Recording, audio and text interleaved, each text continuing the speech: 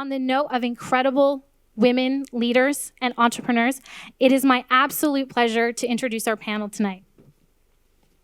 We have Jacie deHoop, co-founder at The Gist, Forbes 30 Under 30, and Techstars 2019 from Toronto. Neha, partner, 500 Startups, also in Toronto. Stephanie McGuinty, Chief of Staff, Real Ventures, Toronto. Sandra Ng, angel investor from the Capital Angel Network here in Ottawa. Nita Tandon, founder and CEO of Dalcini Stainless, a top 25 Canadian venture owners in 2019 for SheEO and 2016 Mompreneur Startup Award in Ottawa. And finally, Heather Ward, CEO and co-founder of Tandem Technical. Thank you.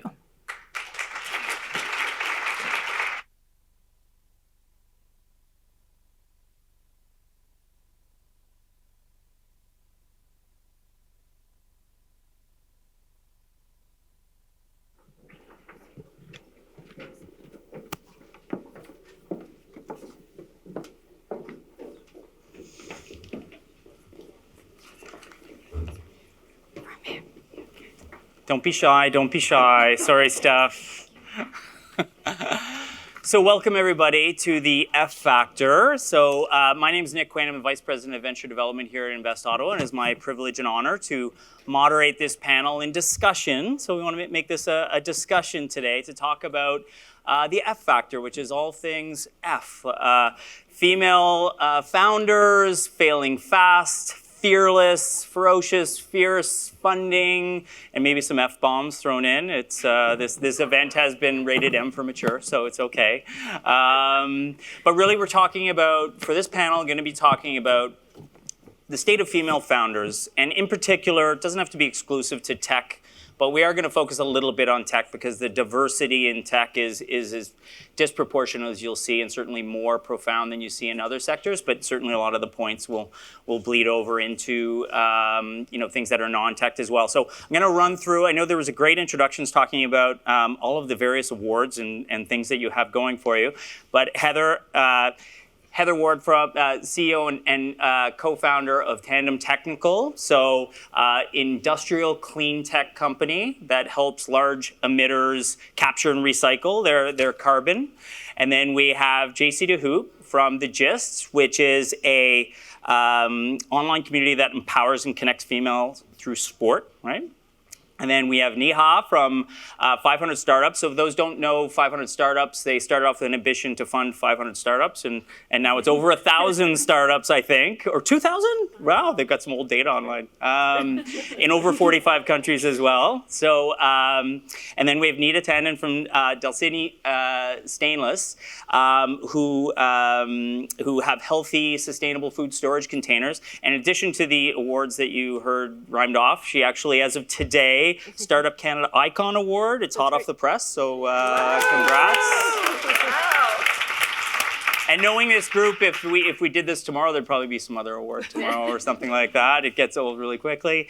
Then we have Sandra Ng from Capital Angel Network. And for those who don't know, the Capital Angel Network here in Ottawa is one of the most active angel groups in Canada.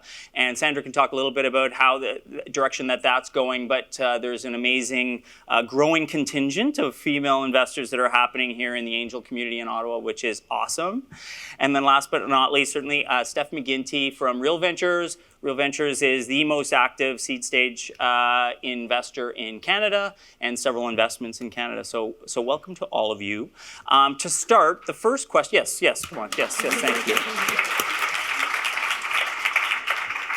So the first question that I'm going to ask all the panelists, we're going to be looking forward and talking about what we need to do moving forward. But the first question is sort of state of things. We've heard a lot of statistics thrown out, but I want to get a feel from our panelists on how far we've come in say the last 5 years. And before doing that, we're going to involve the audience here, because actually a lot of stakeholders in this audience directly involved in this ecosystem, and curious to see how you feel things have come over the last 5 years. So don't put your hands up right away. You're going to have three options. The first option to put your hand up is that you feel that there's been very little, maybe a little bit, but not that much has happened to support female founders from launching businesses and growing their business.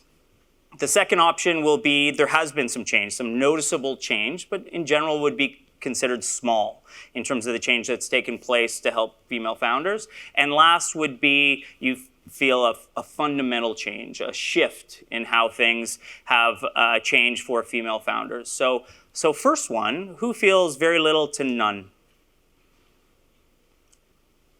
Nice, okay, got a couple. Oh, there we go, another one, nice bomb. Who feels second? A little bit, noticeable. Am I allowed to say that? And then who feels a lot, a fundamental change, fundamental shift?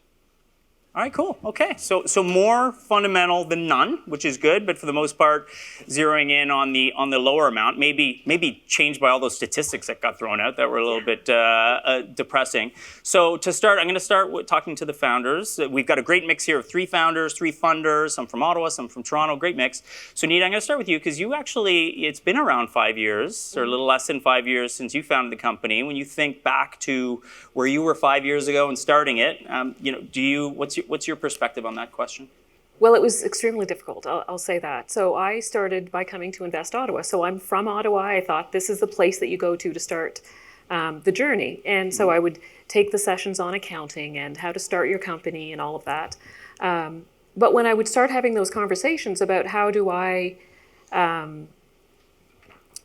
financing, for example, I think there was, you could meet with an expert and speak to them for half an hour. And the expert said to me, your community has made a lot of money. Have you thought of going to them?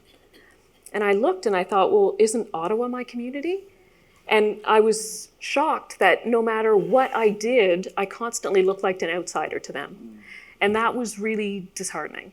The other was they would give me advice and said, don't go to your bank because they don't fund companies like yours. It's not scalable. And I thought, how do you know it's not scalable? You've never really dug deep enough to find out if it is. There was this perception that only companies that were tech were scalable.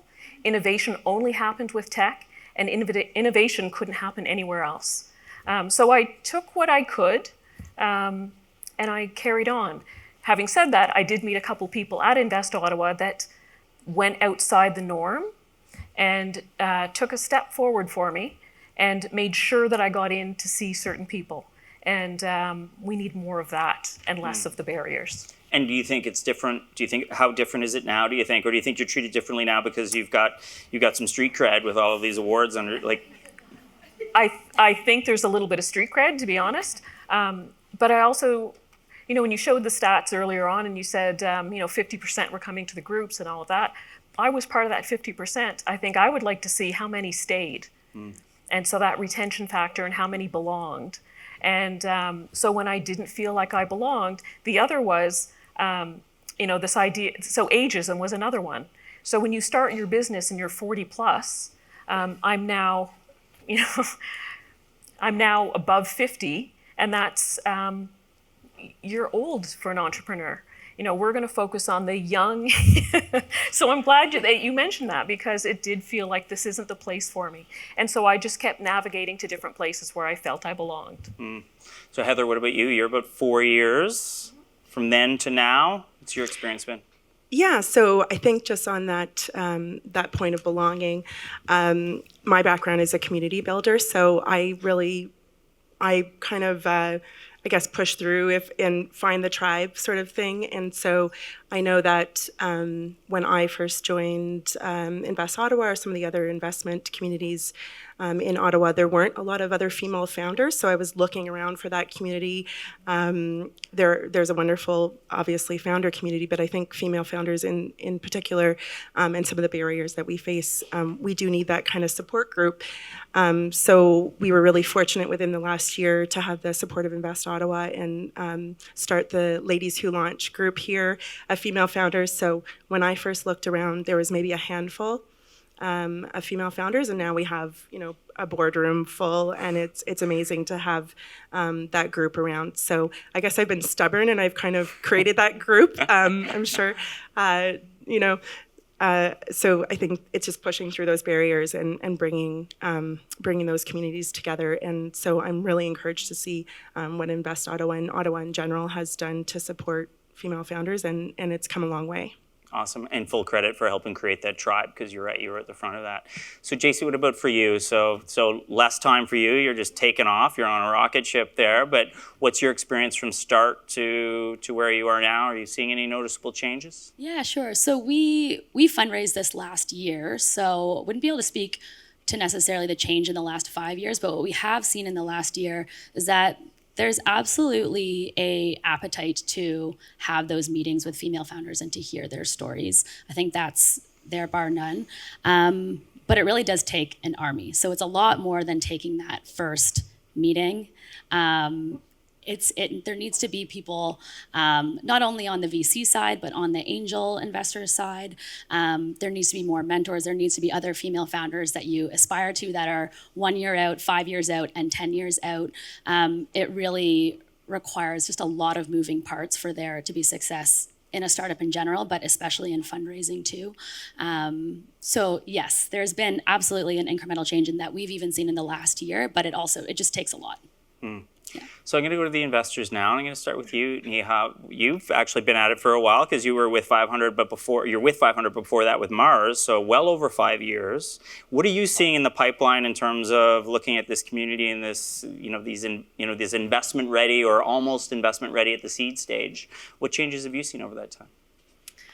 I've seen a drastic change, not just in the number of female-founded companies that are sort of fitting the mold of what VCs look for, but even on the investor side. I mean, when I started in venture, which was actually 10 years ago, 10 plus years, there were very few women in venture that you could sort of lean on. I mean, venture, surprisingly, is very much a relationship-driven business. So much of what you do on a day-to-day basis is striking relationships with not only founders, but with other investors as well. And that's sort of how you sort of meet and greet people. And it was really hard to break into that because it really was a lot of socializing happening after work, beers. You just, as a female, you're just on the outside of that.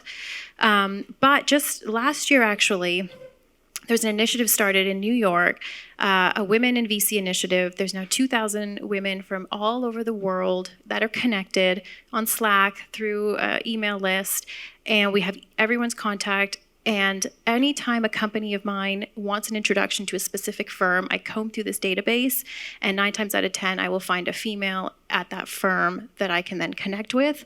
And 10 times out of 10, they will take that connection. So it has become such a powerful resource, not only for me, but for the companies that we fund as well that are looking for that. And this just didn't exist before. So, when you ask the question of what kind of fundamental change have you seen, this is so powerful. And, men aren't able to collaborate in this systematic way because there's so many of them, but because our network is growing, we're able to really come together in an organized fashion and do something which is really incredible. Very cool. Yeah, something specific, like giving an advantage to turn things the other way.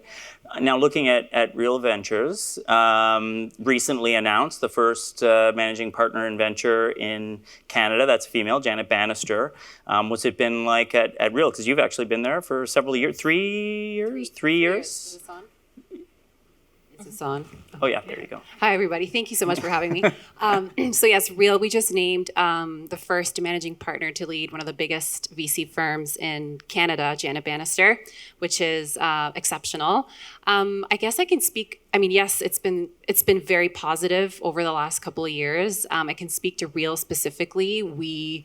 It starts with us. It starts with the investors. So we have made a concerted effort to recruit folks who not only are gendered, obviously men and women, but who have different backgrounds, who are extroverts versus introverts, who have different educational experiences. So it's not just about that, but it's really building a diverse team. And we found that having a more diverse team, we are then more likely to invest in more women founders. And the statistics show that now firms that have at least one female partner are twice as likely to invest in a company that has a woman founder. So we've really focused on ourselves because we know that is extremely important, and the numbers are speaking for themselves now. So that's a really positive update for us. Awesome.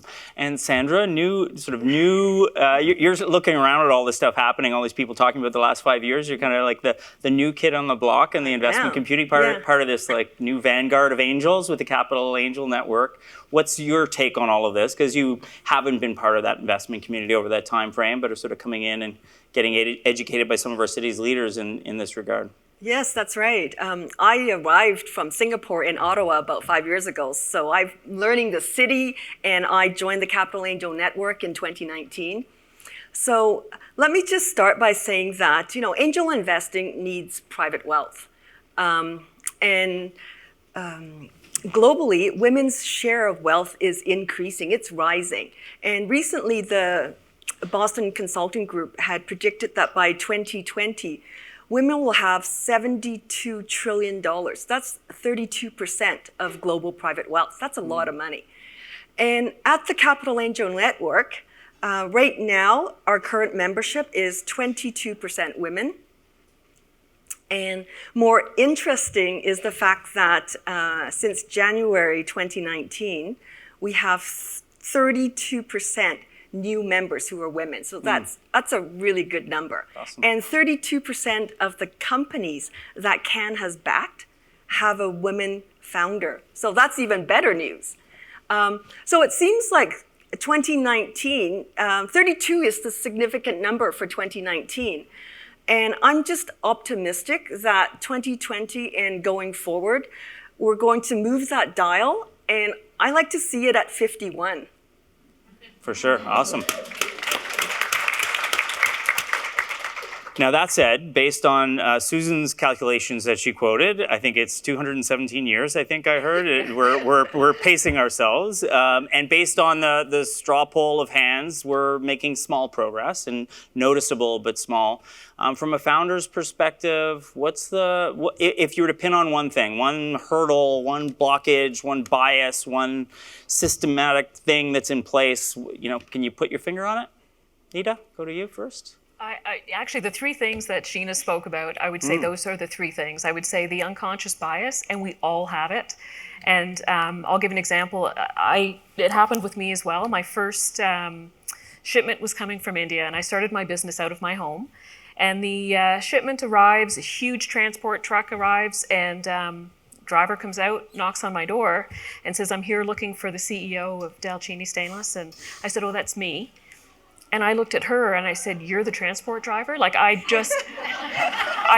she was a woman driving this massive truck. And I said, "You're going to carry," and she said, "Yeah." So we both gave each other a high five and said, "Let's do this."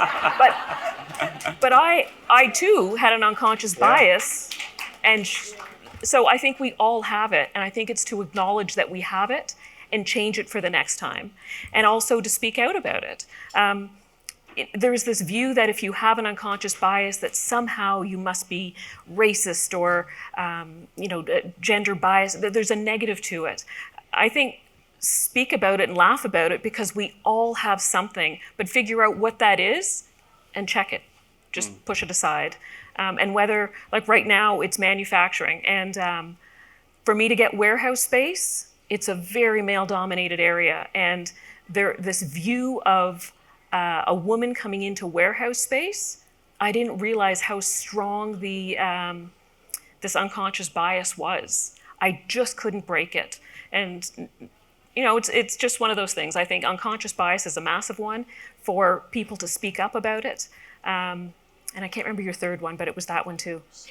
Share your story. Yeah, that's it. Awesome. Now, Heather and Jacie, you're in two different sort of situations. Heather, you're in a very male-dominated kind of sphere. How is that, to you? Is that how much an advantage, disadvantage? What's your take on if there's one thing that sort of cracked the nut in your space? Yeah, absolutely. So I'm going into cement factories and very industrial manufacturing facilities. So I kind of stand out, I guess, in that sense.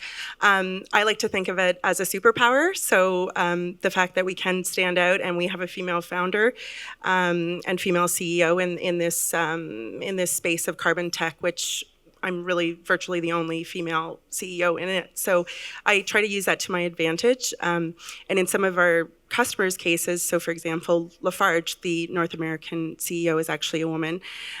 So those, we're also seeing those kind of companies changing within as well, having diversity and inclusion. I guess on the other point that Sheena made on the why not me, so that was also, and the part about women not always applying for the jobs unless you have 100% of the qualifications, and that imposter syndrome. So definitely when I met my co-founder, who's our lead engineer, I looked and said, why has that technology not been commercialized? What difference could I make? And I think all of women in the room, in solving some of the social and environmental challenges that we have, we need to come to the table and we need to say, why not me? Because a lot of these, solutions need, we need collaboration for the innovation to happen. So we need to have our voice and our skills and talents brought to making that change. So I think for me, I've tried to use it as a superpower and not have it as a barrier. Awesome. And Jacie, for you, you're actually building it's different. You're building a community of women supporting each other. What's your take on that? Or are you specifically more focused on going after sort of female supported initiatives, or how do you tackle that with such a focused approach? Yeah, so we create sports content, experiences, community that are all by women, for women, recognizing that for many women, sports is, this topic and this area and this community that it's really easy to feel on the outside or excluded from. And so when you are talking to mostly male potential investors about that pain point, it's not something that just honestly resonates with them. The response that we often get is that I'll talk to my wife or my EA or what have you. And those investors that have been our most engaged and have really understood, oftentimes that are male, oftentimes have a partner in their life that loves the gist. So that's been an interesting observation, but I think that it does come from diversity on the fundraising side, and whether that's the VCs, whether that's the angel investors, we're always looking for more women on our cap table who just the pain point will resonate with.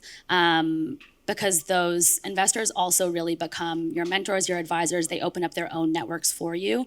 And so just them being able to understand that pain point when you're building a product that's really specifically for women can be really difficult. But that said, I think we've spoken to a lot of the progress that's being made, and that there are angel networks and VC firms out there that have really amazing women on the other side of the table too. And there are a lot of men that do understand that pain point as well.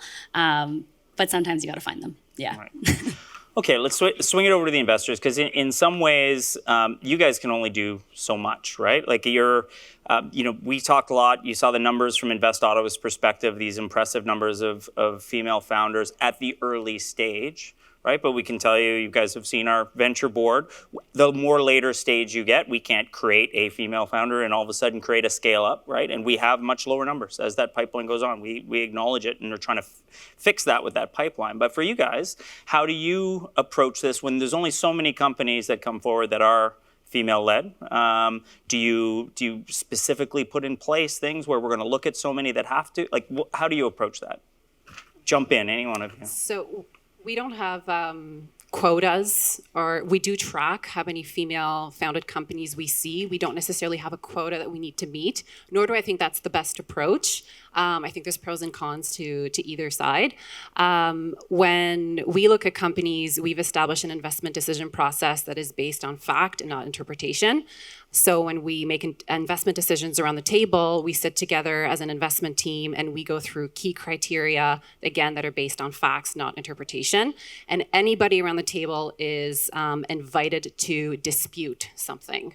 So I think it's important as you build a team to build that environment where people feel comfortable arguing or just, stating their opinions, and an environment where the decisions, the way in which you're making decisions is done in a fair way, and acknowledging that we all have bias, as we've all talked about here. So that's a way that we've found has really helped us in the way we make our investment decisions. Cool. Neha, Sandra? Yeah, we do constantly track, like as we're making investments, we'll pause every couple of months and say what percentage were female, what percentage were from outside this region, what percentage were visible minorities. So just to keep a pulse on things, just to do a refresh check on ourselves. And so I think we've fared fairly successful. We invest so much, so it's hard not to become diverse just by way of that fact that we're very active. But to your point, Nick, I often, like whenever I open up TechCrunch, even though I'm an investor, I get a little bit saddened that the only metric for success for all these great companies is funding raised. And I don't think that is the end all and be all by any means of what defines success for a company. And I think a lot of female founded companies are so successful in their own way, but they may not be investment ready, or they may not even be the type of company a fund is looking for, or they bootstrap and they become these amazing big companies with amazing revenue, and yet they're not celebrated. And so it's almost that we need to change what that metric of success looks like, and we can probably start to pin more companies on your leaderboard and give applause to those companies. Sandra, anything? Yes. Nice.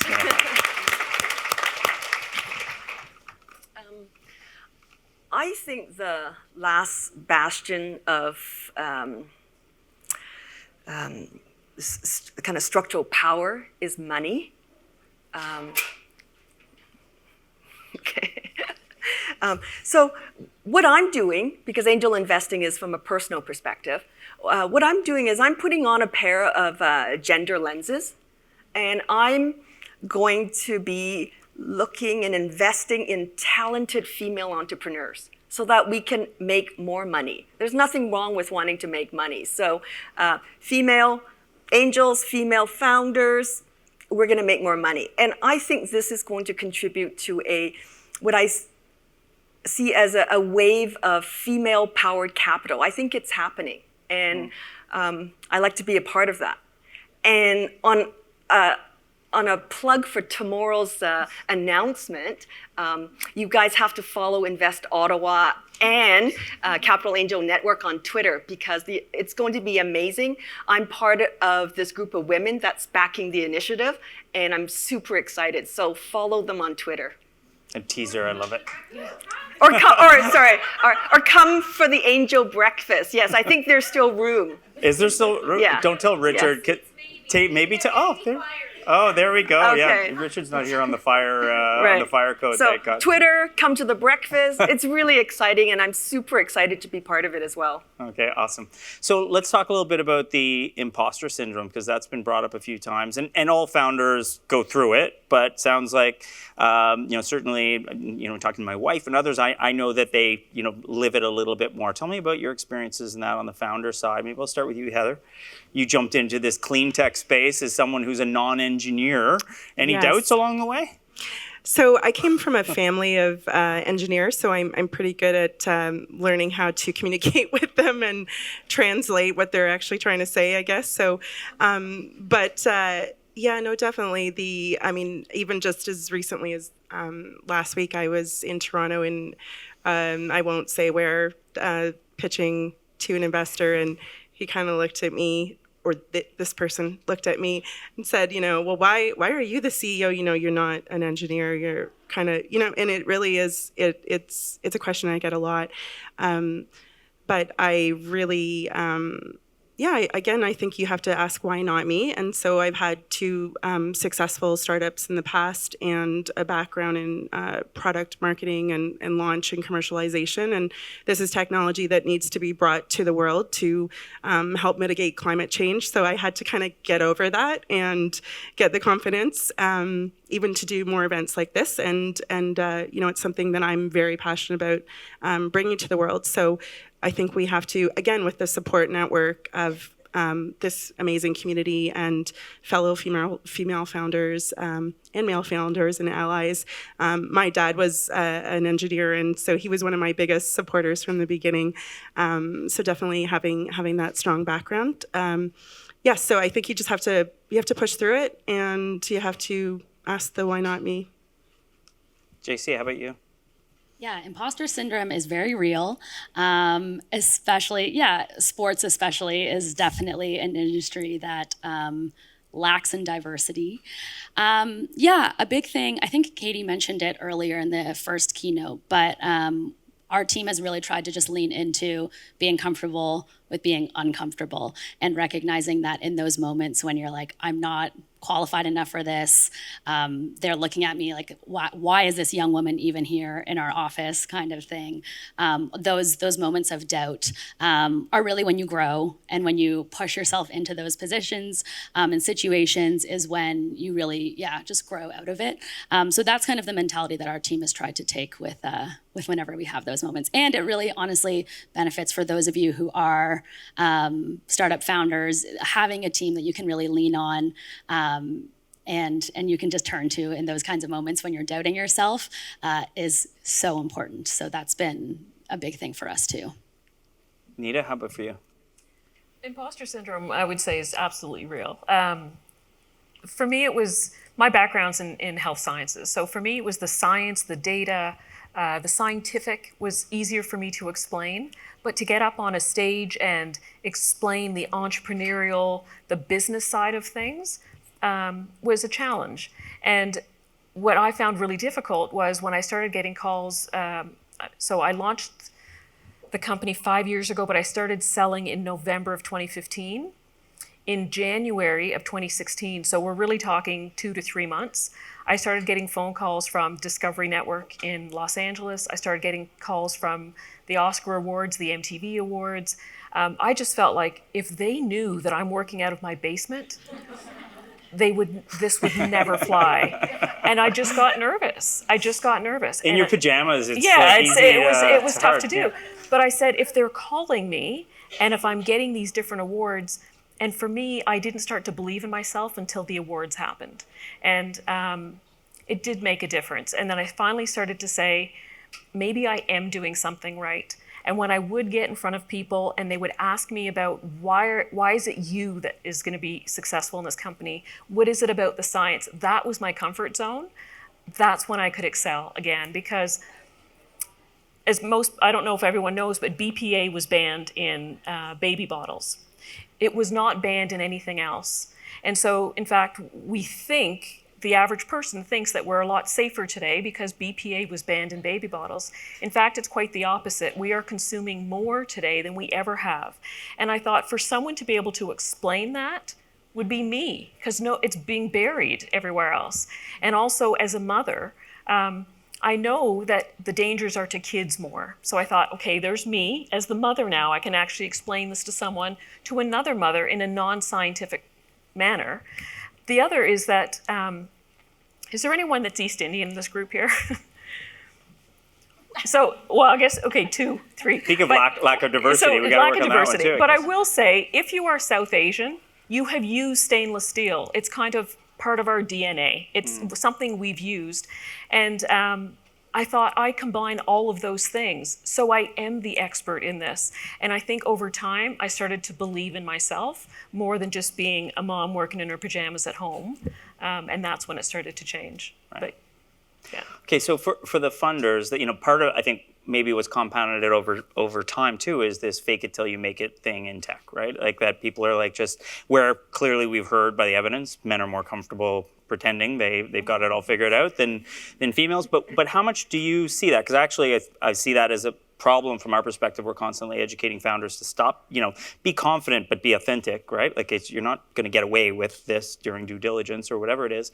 What do you see in this? Like in the industry over time, like maybe start with you, Neha. Have you seen a change in fake it till you make it? Is it still there and prevalent? And is that holding back females too?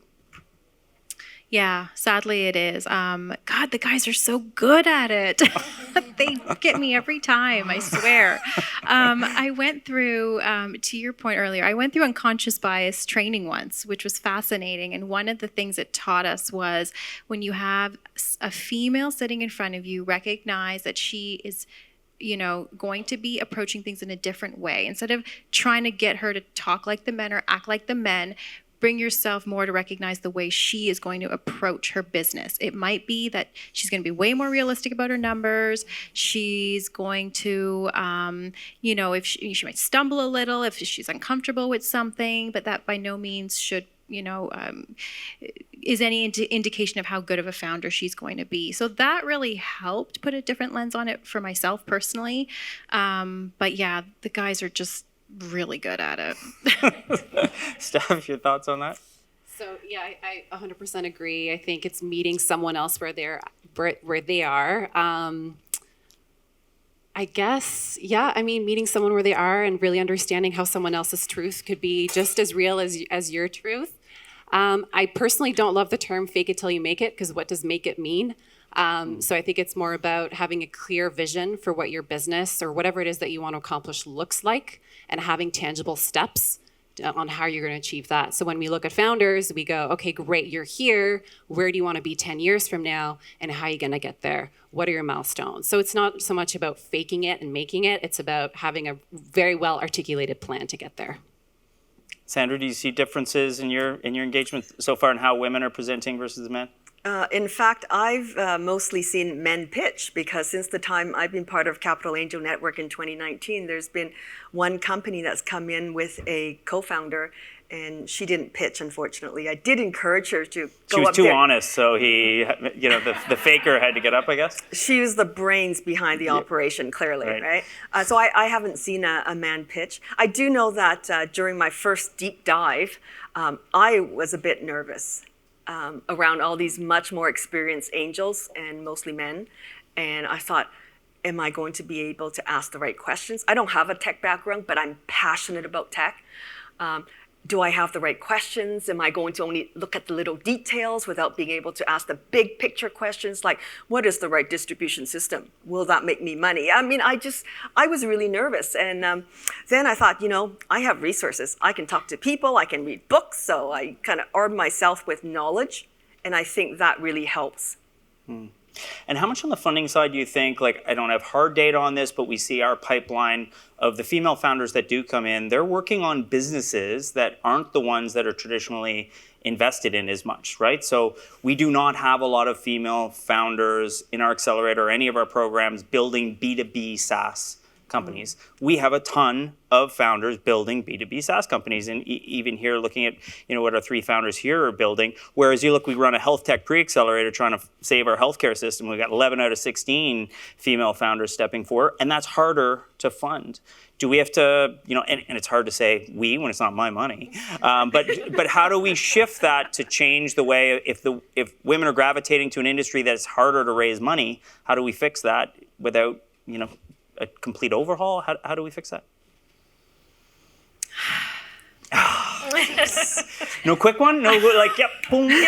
Darn, I don't have a quick answer. But you know what? I will say, you're right. Women are solving problems in a lot of ways of things that relate to them. I remember there's a company that came in about 6 months ago, and it had a new feminine hygiene product. And there's no men in my investment team other than myself. And they're all looking at me like, what do you think? I was like, it's really hard. Or new forms of breast pumps, or, new forms of things for new mothers, and all these problems that only relate to one part of the one sex of the population. And it's, if you don't have enough women in the room, how are you going to really understand these problems? So that is a clear area where I think we can definitely help female founders.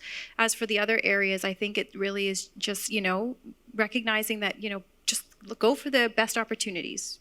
Try to strip out who's the founder, who's creating it, and just focus on that. And hopefully we can start to balance that out. Okay, so founders, you're the ones who've been living through this and chosen different models that are harder to fund in a lot of ways, right? So certainly you talked about that at the beginning, Nita, that is this scalable, but it's a product. There's actual physical product, which makes some, software investors, run away, and others nervous. How have you, do you get more laser focused on who you approach? I do. And I also think the questions that people will ask sometimes, first of all, I think women run their companies differently. So I remember at one point I said, when I'm going to find, my manufacturing is all done overseas. And when I was really searching for my manufacturer, I had my list of questions.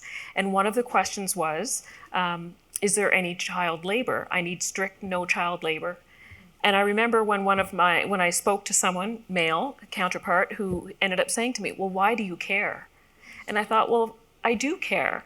And if it means I pay a little bit more for my product, well, then I do. And so I do think that women run their businesses differently. I look at, I also asked if they support women in education.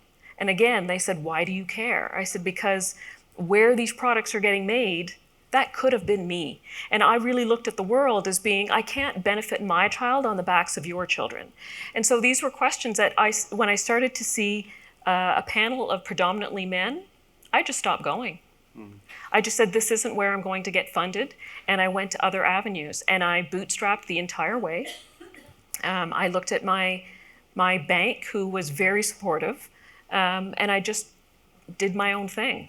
And now I have people coming. And you have to understand too, that 5 years ago, people weren't really talking sustainability. They weren't really talking about ethical practices and all of that. So when I first came forward, I seemed like this really off, out in left field, that you're in this hippie land kind of thing. But it's nice to see that the world is kind of shifting, that there is ethical manufacturing, and I think that's the way to go. And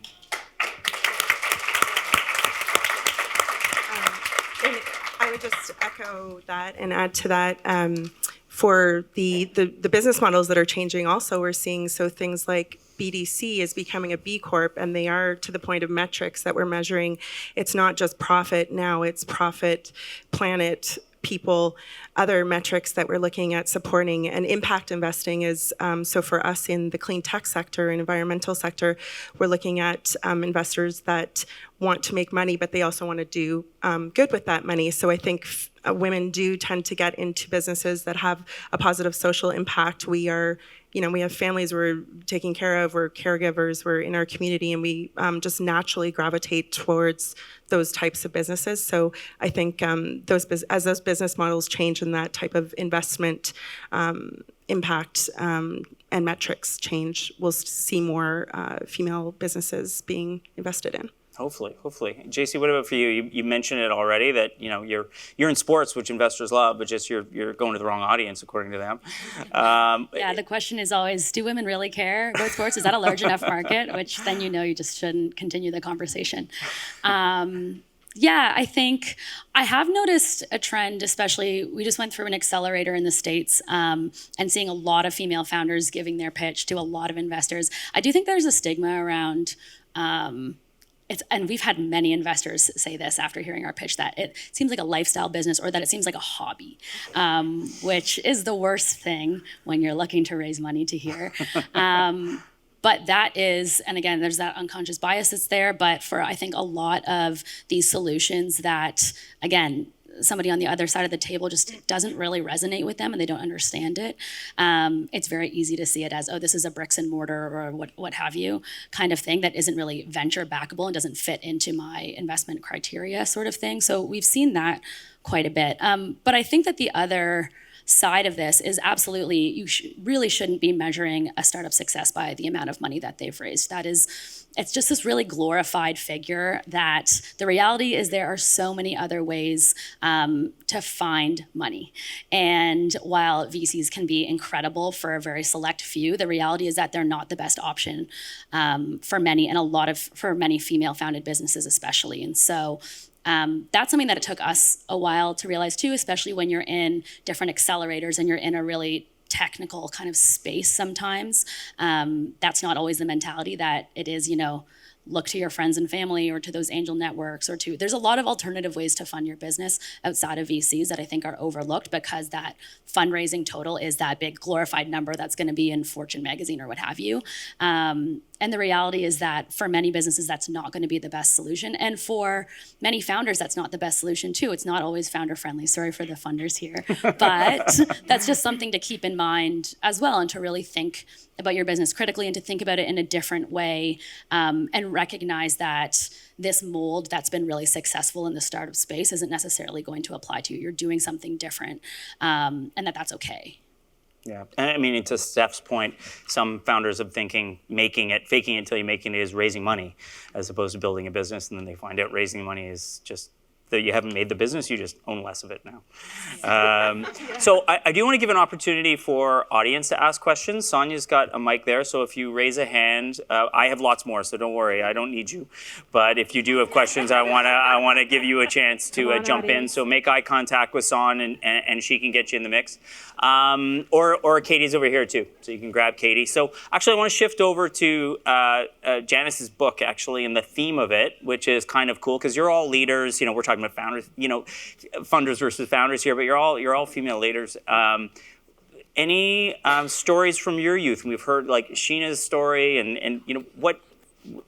Talk to me. Who has a story from their youth that gave them maybe a little bit of a pivotal moment that helped you get to where you are today? Oh, Neha's in. I know. She moved her hand. I was thinking of this earlier when I heard Janice talking. I was in undergrad doing my engineering degree, and I was applying for co-ops, and I landed an interview with Barclays Investment Bank in the UK, and my classmates were like, wow, how did you get that interview? My God, this is to be on the trade floor. I was like, I don't know. Oh my gosh, I have no idea. So go in, I'm sweating bullets. And the first thing he says to me, he looks at my name, he looks up at me, does this 3 times. He's like, oh, Neha's a girl's name. So 2 things I learned from that day. 1 was I'm never going into investment banking. And 2 was just like, I'm just going to fight harder. Like, it just kind of gave me that, like, this is not going to happen again. So that was. But you didn't go into investment bank, but you went into investment. know, So shoot. you just veered slightly in some ways. A Shoot, very you're right. male-dominated industry at the time. Yes. I know, but yeah. Anyone else? Yeah, Nita? So I grew up here in Ottawa. I immigrated with my family in the 70s, came to Ottawa, grew up here, went to school here, never really had, I didn't have any issues with my friends. Like, there's a lot of people say, was there racism? Was there this? I didn't. I grew up in the West End. I do remember, though, having my Indianness be at home, and my at school was sort of the Canadian side of me. And then at one point, I ended up going to the University of Waterloo. And I remember being very nervous of, oh my gosh, like, are they going to accept people? Because every page you looked at was Caucasian people going to university. I thought, oh my God, am I going to be accepted? So I went, but I tried very much to not let anyone see me being different. And then I remember taking a job in New York City. And I remember it was the first nursing home for AIDS patients, and it was a startup, and it was at the time when AIDS patients there was no cure, there was no treatment. It was you were going to die, and the only nursing homes they had were for the elderly. So I went down, and I remember my nurse manager, it's a long story to get to this point, but my nurse manager at one point gave me a card. It was this November. I'd been working with her for about 4 or 5 months, and I said, oh no, it's not my birthday. She said, well, no, open it up. And it was Happy Diwali. And I remember thinking, oh my gosh, she saw all of me. And she was this person, and she said, and I started to cry. She said, oh, did I insult you? And I said, no, I've just never in my how many years had someone acknowledge that. And and also it was time that there was a lot of Haitians that were coming in, and they spoke French. And they said, can you come and speak French to them? And so I just felt like there was so many different aspects of me, and all of them were valuable, and all of them were finding a solution. So I think after that experience, I looked at everything as that every part of me is valuable, and every part of me is okay to show. So I think that was pivotal for me.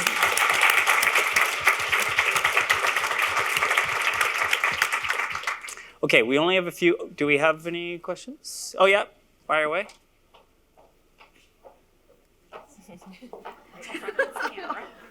I would say Donahue's coming with the mic, but only like 5 people in the room would know who Phil Donahue would be.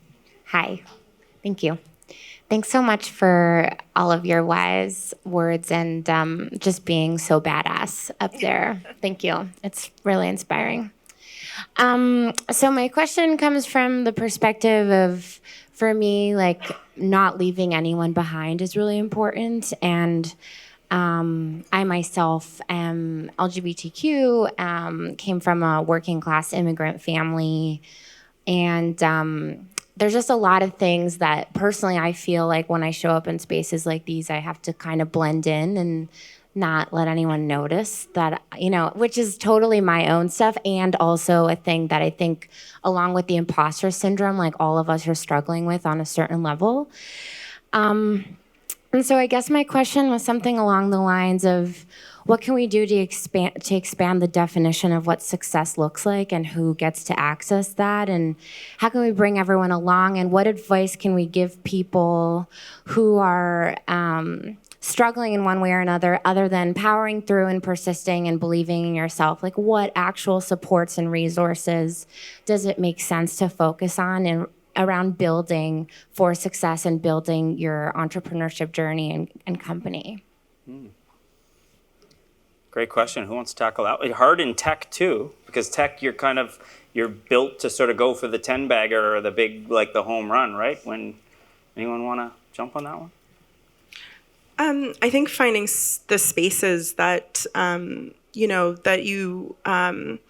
that feel comfortable. So here in Ottawa, I know for me, I got my start at Impact Hub Ottawa, which is a great sort of social innovation incubator, and they really the sense of belonging there, and I think the kind of the safe spaces that are created there were really instrumental in seeing a lot of entrepreneurs find, or whatever idea you had that you wanted to kind of bring to the world, finding your, I hate to keep saying finding your tribe, but like finding those communities that that really make positive steps to be able to include everybody in solutions, and specifically in social entrepreneurship.